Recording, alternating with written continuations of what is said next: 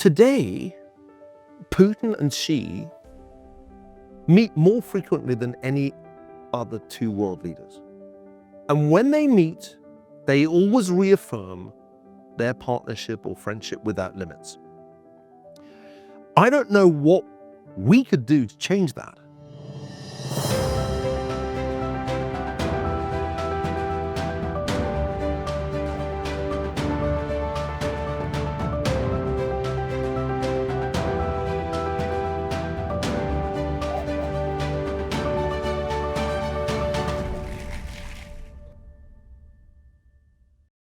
So will the first questioner please ask a question? Okay, thank you, Professor Ferguson.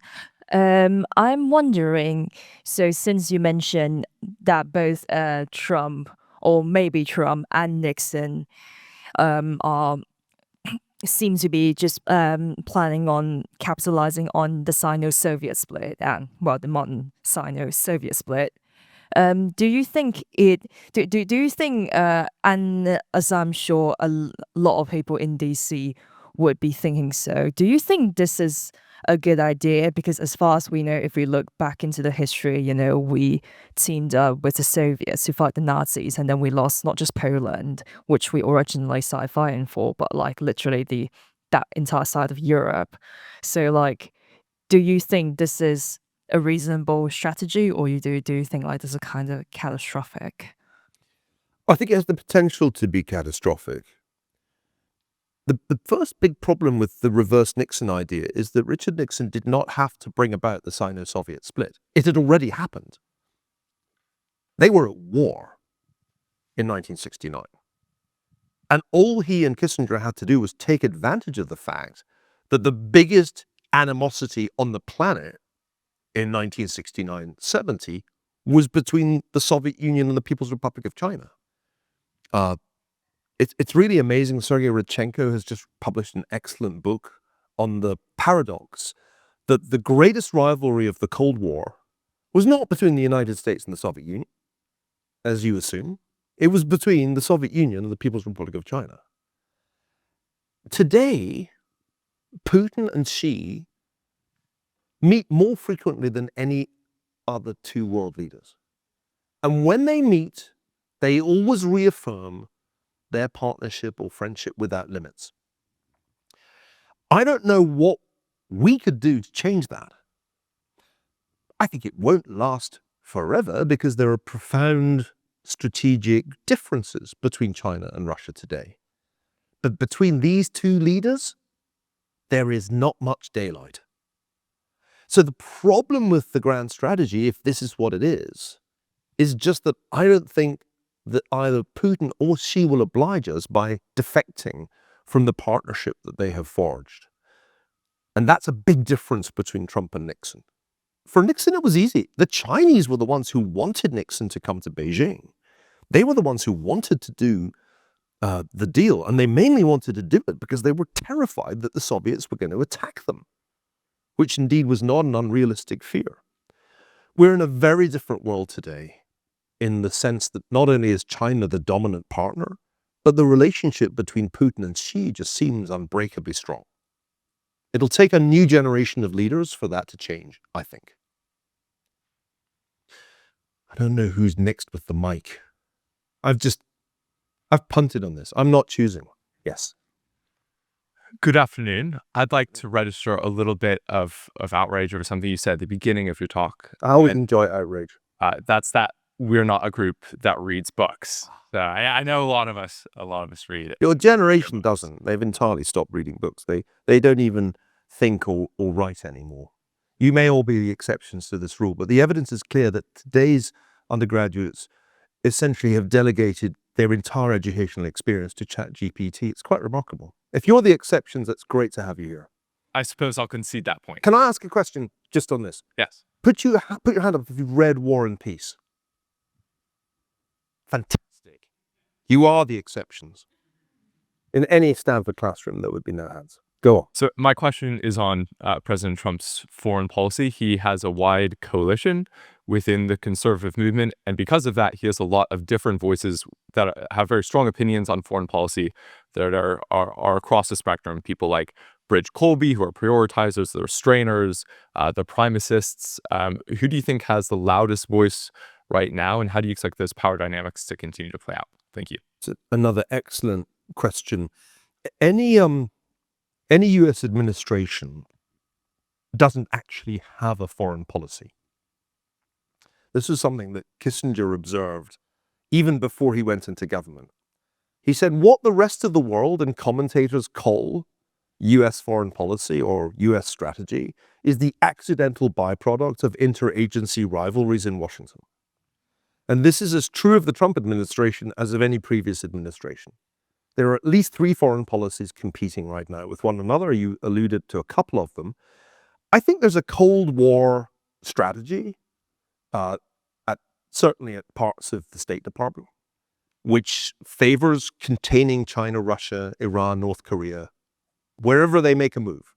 And that is, I think, where Secretary Rubio is most comfortable. And there are important and influential Republicans in the Senate who feel the same way.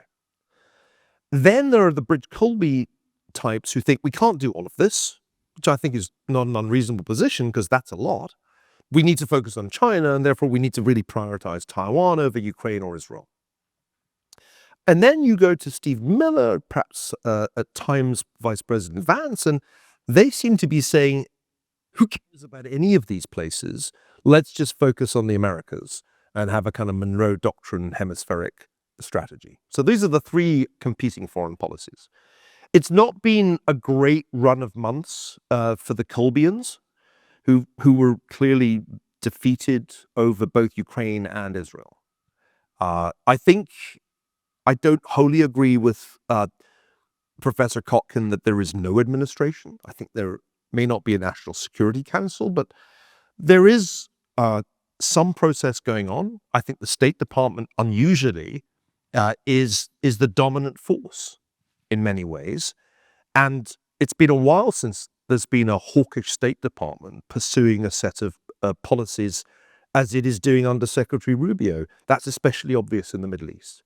So I would say that's the kind of trend, and the President Trump, relative to where he was on January 20th, has moved in that direction on both Middle Eastern issues and especially on Ukraine. I mean, he's certainly sounded a good deal more critical of Russia and supportive of Ukraine and of NATO than anyone dared hope back on January 20th. So Secretary Rubio has done a good job, and so has Michael Anton and a bunch of other people at State, and we shouldn't disparage what they're achieving. We'll see what happens tomorrow. It's anybody's guess. But if you were to talk to Ukrainians or indeed Israelis, they would say this is going a lot better than it might have. Certainly than it would have if Bridge Colby had won those arguments. Who's next? You've got the microphone, but the lady with the microphone has the power. Yes, please. Thank you, Professor Ferguson. I was wondering regarding Europe and how, in fact, it has so little power, it seems, and it's also losing its soft power now. What do you think ought to be the move for the European nation states, both the EU and now the UK with its Brexit? Thank you. That sounds like an Irish accent. A bit. It's Irish and Spanish. So you're a true European. This is not an easy time for the European Union because its bluff has been called. For years, European leaders would give speeches saying that strategic autonomy was a highly desirable thing. I remember Monsieur Macron giving that speech and Italians giving that speech, and they would always get an applause line. We too can be a superpower, we have strategic autonomy, and they would get the applause. But now their bluff has been called because President Trump has said, go ahead, make my day. Spend 5% of GDP on defense, not 2%. And then let's talk. So they have to. But it's hard. It's easy to say you'll do it, but it's very hard to deliver politically if your economy is not growing, if, like the French, your deficit is already way above target, The key is Germany. As so often in European history. Any Germans here? It's the key. More or less than Ireland, more than Spain. Because if Germany's new government, newish government under Friedrich Merz, successfully does rearmament, and this is a big change, where they're going to really radically increase expenditure, not only in defense, but also in defense-related infrastructure. If that works, and the German economy starts to grow again after a period of real stagnation, then there's some room for optimism. If it fails, then it's pretty hard to be optimistic, because if Merz fails, the Alternative for Deutschland becomes harder and harder to keep out of power. And this is a movie that we've seen before in German history, when the marginalized party of the far right is told, you can't be in government, and it only continues to gather support. The populists don't have particularly coherent objectives, since they largely think in terms of nationhood and nationality, but these countries either hang together or hang separately. So a critical moment's arriving, and it'll really be obvious by the end of next year. If Germany succeeds in turning it around under Merz, then the conventional vision of Europe advancing towards something more like a federal state retains credibility. And if they do begin to meaningfully rearm, not only in Germany but across Europe, it's no longer the geopolitical pygmy that it's become. But these are big ifs. Because, as I said, the domestic constraints on nearly all governments make rapid rearmament difficult. And in particular, the domestic politics of populism poses, I think, an existential threat to the European project. And we see it even in Ireland. We see the populist backlash against immigration and therefore against Europe even there, which is unusual, because you Irish have been so good at hating one another. You've set historic standards for that. But now, finally, we see the Irish doing what most people prefer to do, which is to hate outsiders. So this is the problem for Europe. And I would say, as somebody who argued for German rearmament last year, I flew to Berlin. This is a strange thing for a British-born historian to do. So I was asked by Merz and his people to come to Berlin, to the Bundestag, to give a speech in German in favor of German rearmament. I remember thinking, I never expected, when I set out to become a historian, that this would be my fate, to tell the Germans to rearm. And my grandfather was looking down at me, oh, what is he doing? But that's the key. Have I got time for a few more questions? Yes, please. Our friend from Georgia. Yeah. And my question will be also regarding the US foreign policy.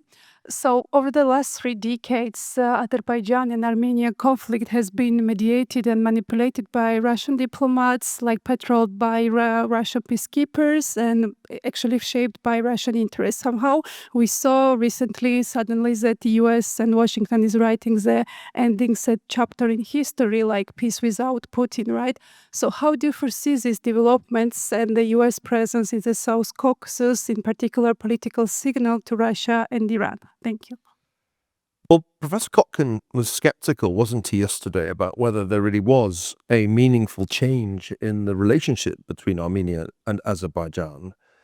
And it's true, as he argued, that a lot of what comes out of the White House is essentially press releases. This is also true of trade negotiations, where deals are announced, they take the form of Truth Social posts, and then you say, can we get the detail?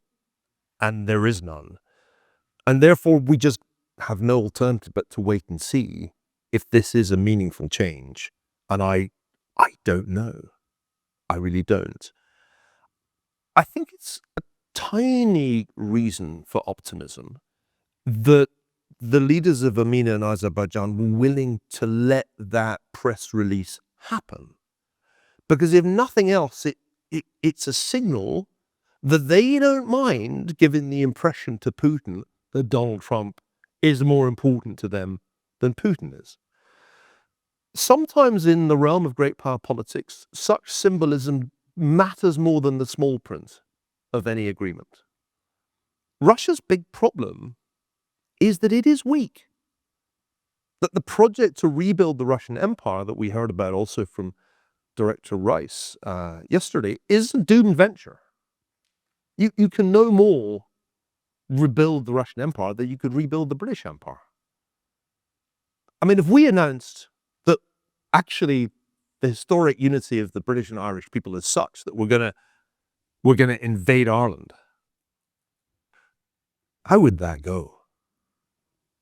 That's really what Putin's about. It's a delusional project. And then you look at the realities of Russian demographics and the reality of Russia's economy and the reality of the capabilities. The whole thing is kept going by the Chinese at this point. And what are the Chinese in it for? Not the greater good of the Russian people, I would guess. So I think Putin's in truth delusional in imagining he can be Peter the Great. And that ultimately Russia's influence in the Caucasus and in Central Asia is waning rapidly. And other players are clearly offering more. The Chinese do and the US can. But let's wait and see before we come to the conclusion that this is a great diplomatic triumph. It remains to be seen. I think we have time for one more question. Whoever has the mic. Yes, sir. Thank you so much for the opportunity and being here today. I think some argue that one of the most consequential events of the last century is Bretton Woods, and I think it's fascinating you bring up the Trump-Nixon dynamic. A lot of people will talk about the Nixon shock of August 1971. So I'd love to pick your brain and hear your insight on what do you think Trump will do in terms of U.S. dollar dominance looking to the future. Thank you. Well, this is, I think, one of the most interesting questions of our time. Not many people back in 71, one can see this in the debates at the time, thought that the dollar would become more powerful as a fiat currency than it has been as one linked to gold. George Shultz, who for many years was one of the dominant figures at this institution, until the very end of his long life, he was a presidency here. George Shultz was the one guy who understood that you could in fact have dollar dominance with a fiat currency. And so we are, in a way, nearing the end of the Schultz era, when the United States was able to prioritize its own domestic economic interests in its monetary policy, but at the same time provide the world with the number one currency, not only for central bank reserves, but more importantly for transactions. Trade is mostly done in dollars, and it has been, to a vast extent, really since the time of Schultz and the Nixon administration. Are there real challenges today? That is the key question. Now, I wish I had a Bitcoin for every article I've read predicting the end of dollar dominance. I would be very wealthy indeed, and I could retire and stop giving talks like this. But in truth, the predictions that the dollar will be challenged come and they go, and the dollar's still there. Larry Summers had this old joke that you can't replace something with nothing. You may know this joke. It's an old one, but it bears repeating. What are you going to do when Japan is an elderly care facility, Europe's a museum, China's a jail, and Bitcoin's an experiment? That's still pretty true. I think that we'll see an increasing number of transactions in RMB in the coming 10 years. Partly because those economies that have been sanctioned by the United States don't have an alternative but to turn to the Chinese version of SWIFT. Partly because China does a lot of trade and therefore it can afford to encourage trading partners to accept RMB. But until the capital controls are removed, China cannot compete with the dollar globally. So it's going to make some incursions, but it's going to still remain significantly smaller. I don't think crypto blows up the dollar. If anything, it strengthens the dollar. I think that's part of the point of the Genius Act. Stable coins become another way in which dollar dominance is exported. I think the real issue is not, does the dollar lose its dominance? It's not going to lose its dominance. The issue is, does the dollar weaken significantly? Or does it actually turn out that the Mar-a-Lago Accord was a kind of fantasy of financial journalists? the kind of depreciation we've seen so far is not sufficiently great to have the kind of consequences that the 85 Plaza Accord devaluation had. And so at the moment, I'm beginning to think this might be a nothing burger that's 5% cheaper than a something burger, but not that big a deal. When Dr. Atlas stands there like that, you know the curtain is about to come down. So it only remains for me to thank you all very much. Great questions. I will see you later after this talk. I'm around at the reception. I'll be around. It's been great fun, and I'm so delighted that you read books. Don't stop. It really, really matters. Thanks a lot.